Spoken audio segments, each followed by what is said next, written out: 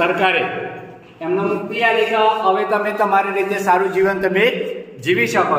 એટલે અહીંયા બતાવ્યું છે કે જેલમાંથી મુક્ત થતા ગુરુ ગોવિંદજી, એટલે આ ગામના લોકો પછી આ જેલના કેદીઓ છે, આ ગુરુ ગોવિંદજી અને આ એમના ગામના લોકો છે. પછી અહીંથી લઈ અને ત્યાં જાય છે. ચલો આ ચિત્રમાં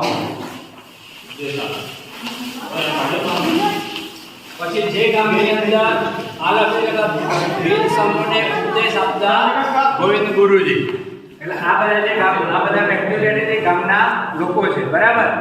અને આ એક ઝાડ હતું, એ ઝાડના ઉપલા પર આ ગુરુ ગોવિંદ બેસી અને લોકોને સમજાવતા કે આપણે સરકાર સામે કઈ રીતે લડવું, બરાબર. આપણી જમીનો કઈ રીતે છોડાવી, બરાબર.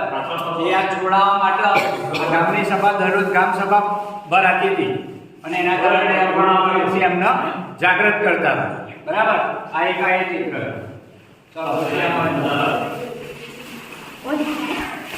પછી ગુરુ ગોવિંદ તથા તેમના સાથીદારો પર ચાલતા કેસની અદાલતનું દ્રશ્ય.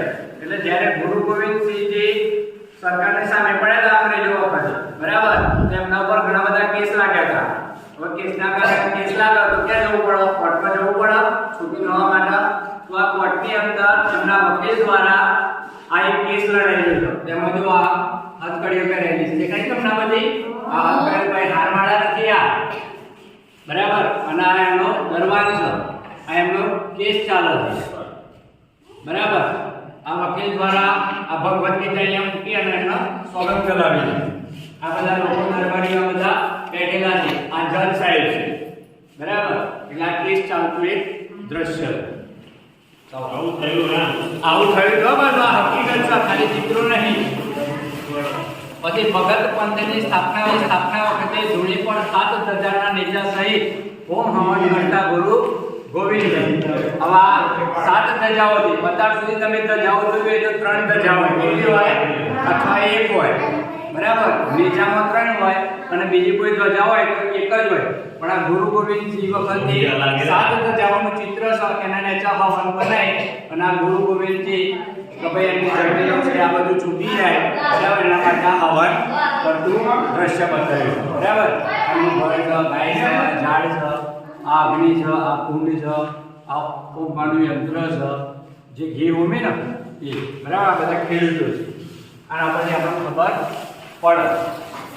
પછી જેલમાંથી છૂટી આવીને આવ્યા ને પછી 75 વર્ષે જીવનના અંતિમ દિવસોમાં પંચમહાલ જિલ્લાના લીંબડી ગામ ખાતે ખેતી કરતા ગુરુ ગોવિંદજી, આપણું જે પંચમહાલનું લીંબડી ખરું ને ગામ, બરાબર. તો પછી એમની ઉંમર થઈ ગઈ, પછી સરકારમાંથી એમને મુક્તિ કરી દીધી. મેં તમને ના કીધું જેલમાંથી મુક્ત થઈ ગયા એના માટે એમને જીવન ગુજરાન ચલાવવું પડે. એટલે પોતાની જે જમીન હતી ને પોતે જમીન ખેડી પોતાના જે બાકીના દિવસો હતા એમને ગુજરાન ચલાવ્યું. પછી ત્યાં એમના ત્યાં વર્તનની અંદર એમનું મૃત્યુ થઈ ગયું. ચલો સરસ. આમે ચલો સંભાળ કરતા હો. કઈ જવાબ પડે